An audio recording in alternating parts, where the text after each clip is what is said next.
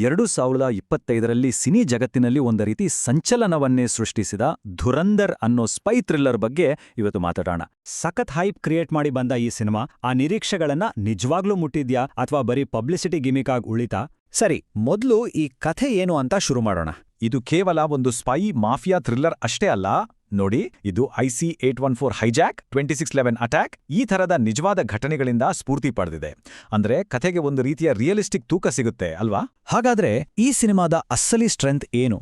ಈ ಸಿನಿಮಾದ ಒಂದು ದೊಡ್ಡ ಪಿಲ್ಲರ್ ಅಂದ್ರೆ ಅದು ರಣವೀರ್ ಸಿಂಗ್ ಅವರ ಆಕ್ಟಿಂಗ್. ಅವರ ಕರಿಯರ್ನಲ್ಲೇ ಇದೊಂದು ಬೆಂಚ್ ಮಾರ್ಕ್ ಪರ್ಫಾರ್ಮೆನ್ಸ್ ಅಂತ ಹೇಳ್ಬೋದು. ತುಂಬಾನೇ ಕಂಟ್ರೋಲ್ಡ್ ಆಗಿ ಆದ್ರೆ ಅಷ್ಟೇ ತೀಕ್ಷ್ಣವಾಗಿ ನಟಿಸಿ ಎಲ್ಲರನ್ನೂ ದಂಗು ಬಡಿಸಿದ್ದಾರೆ. ಸಾಮಾನ್ಯವಾಗಿ ಸಿನಿಮಾಗಳಲ್ಲಿ ಹೀರೋ ಗಾಳಿಲಿ ತೇಲ್ಕೊಂಡು ಫೈಟ್ ಮಾಡೋದನ್ನ ನೋಡಿರ್ತೀವಿ, ಆದ್ರೆ ಇಲ್ಲಿ ಹಾಗಿಲ್ಲ. ಆಕ್ಷನ್ ಸೀನ್ಸ್ಗಳು ತುಂಬಾನೇ ರಾ, ತುಂಬಾನೇ ರಿಯಲಿಸ್ಟಿಕ್. ಅಂದ್ರೆ ಪ್ರತಿಯೊಂದು ಪಂಚ್, ಪ್ರತಿಯೊಂದು ಏಟು ನಮ್ಗೆ ಬಿದ್ದ ಹಾಗೆ ಫೀಲ್ ಆಗತ್ತೆ. ಇದೇ ಈ ಸಿನಿಮಾವನ್ನ ಬೇರೆ ಲೆವೆಲ್ಗೆ ಕೊಂಡೊಯ್ಯೋದು.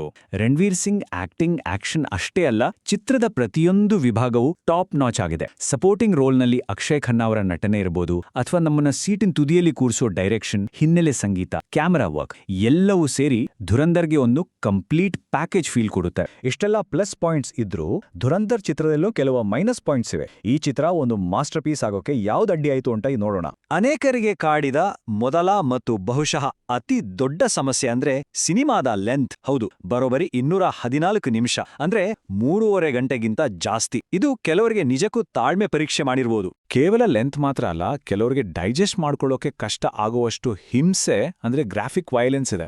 ಜೊತೆಗೆ ಕೆಲವೊಂದು ರಾಜಕೀಯ ವಿಚಾರಗಳು ಕೂಡ ವಿವಾದಕ್ಕೆ ಕಾರಣವಾಗಿವೆ. ಇದೆಲ್ಲ ಸೇರಿ ಈ ಸಿನಿಮಾ ಎಲ್ರಿಗೂ ಇಷ್ಟ ಆಗದೆ ಇರಬಹುದು ಅನ್ನೋದನ್ನ ಸ್ಪಷ್ಟಪಡಿಸುತ್ತೆ. ಈ ಸಿನಿಮಾ ನೋಡ್ಬೇಕೋ ಬೇಡವೋ ಅಂತ ಡಿಸೈಡ್ ಮಾಡೋಕೆ ಈ ಪಾಯಿಂಟ್ಸ್ ಹೆಲ್ಪ್ ಆಗಬಹುದು. ಒಂದು ಕಡೆ ಅದ್ಭುತ ನಟನೆ, ರಾ ಆಕ್ಷನ್ ಇದ್ರೆ, ಇನ್ನೊಂದು ಕಡೆ ಅತಿಯಾದ ಲೆಂತ್, ಹೆವಿ ಪೊಲಿಟಿಕಲ್ ಥೀಮ್ಸ್ ಇದೆ. ಸೊ ಇದೊಂದು ರೀತಿಯ ಟ್ರೇಡ್ ಆಫ್ ಇದ್ದ ಹಾಗೆ. ಇಂಟೆನ್ಸ್, ಗ್ರಿಟಿ ಸಿನಿಮಾಗಳು ಇಷ್ಟ ಆದ್ರೆ ಖಂಡಿತ ಇದೊಂದು ಒಳ್ಳೆ ಚಾಯ್ಸ್ ಆಗ್ಬೋದು. ನೋಡಿ, ಸಿನಿಮಾಗೆ ಸಿಕ್ಕಿರೋ ರೇಟಿಂಗ್ 4.5/5. ಇದು ನಿಜಕ್ಕೂ ಒಂದು ದೊಡ್ಡ ವಿಷಯ. ಅಂದ್ರೆ ಚಿತ್ರದ ಪಾಸಿಟಿವ್ಸ್ ಎಷ್ಟು ಸ್ಟ್ರಾಂಗ್ ಇದೆ ಅಂದ್ರೆ ಅದು ನೆಗೆಟಿವ್ಸ್ಗಳನ್ನ ಡಾಮಿನೇಟ್ ಮಾಡುತ್ತೆ ಅಂತ ಅರ್ಥ.